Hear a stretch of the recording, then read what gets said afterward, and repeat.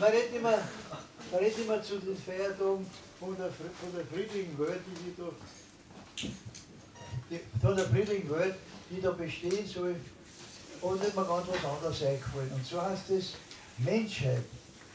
Es ist 2 in der Früh und ich finde heute keine Ruhe. Was bin das hier? Ich finde heute keine Ruhe. Mir tut es außerdem, weil ich muss was niederschreiben. Das liegt mir schon lange im Magen und das wollte ich ganz einfach sagen.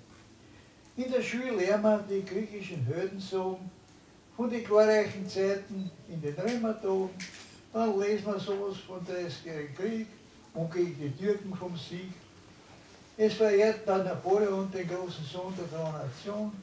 Wir haben vom alten Kaiser Franz mit seinem ersten Weltkriegstanz, der Hitler, der Stalin und wie es alle heißen, haben 1 Million Leute umbringen lassen. Man sieht, seit die Menschheit existiert, oder nur Kraft und gemordet wird. Darum kann ich das gar nicht hören. Und die Helden und die Siegreichen hören. Ich schätze die Leute, die was schon Positives gemacht haben, früher und heute. Die die Entwicklung weitertreiben, aber die Herrscher, die Kriegshelden und die Kraster, die können ruhig stehen bleiben. Danke.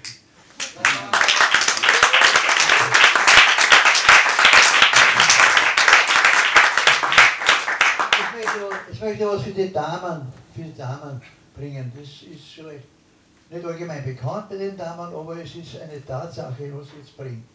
Der Kasten. In unserem Zimmer, groß und schwer, da steht ein Kasten wie ein Bär. Er hat 3 Türen, groß und breit, die kann man öffnen angelweit. Und drinnen wimmelt es von Kleidern, gemacht von vielen, vielen Schneidern. Nur wenn die Mutti will darin und sucht sich etwas anzuziehen, so glaubt man reines Wehr, der Kasten steht ganz wohl nur leer. Das eine Kleid ist viel zu alt, für das andere ist das Wetter kalt, das dritte ist so unmodern und das vierte trägt man halt nicht gern. Und schließlich ganz beraubter Ruhe macht man den Kasten wieder zu.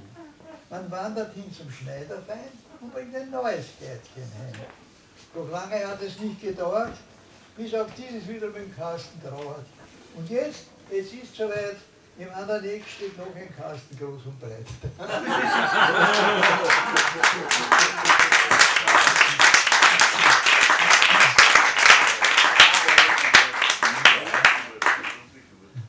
Jetzt kommt die Wülzau. Wenn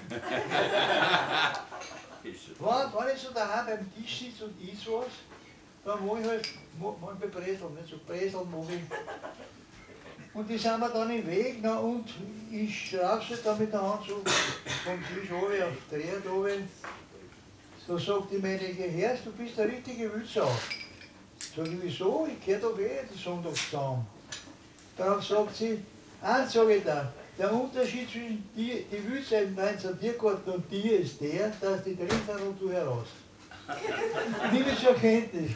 Aber jetzt, kürzlich hat es im Wienerwald einen Wülzau-Wettbewerb geben. Jeder, der auf einem Fußweg oder einem Weg 10 Kilometer durch den Gatsch gerannt ist, hat eine Urkunde bekommen und der sich jetzt offiziell Wülzau nennen. Und ich habe den Titel auf einen anderen Ort gekriegt. Daher verlange ich jetzt in Zukunft, wenn mich der Wülzau nennt, dass er ein Loris Kasen dazu sagt.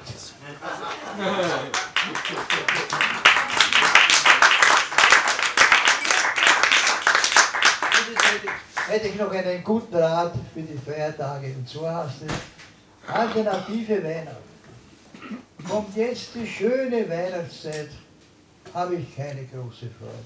Dass viele trinken und auch essen, da kannst du auch so abnehmen und vergessen. Dieser Mordanschlag mit Speis und Trank macht sehr viele Leute krank.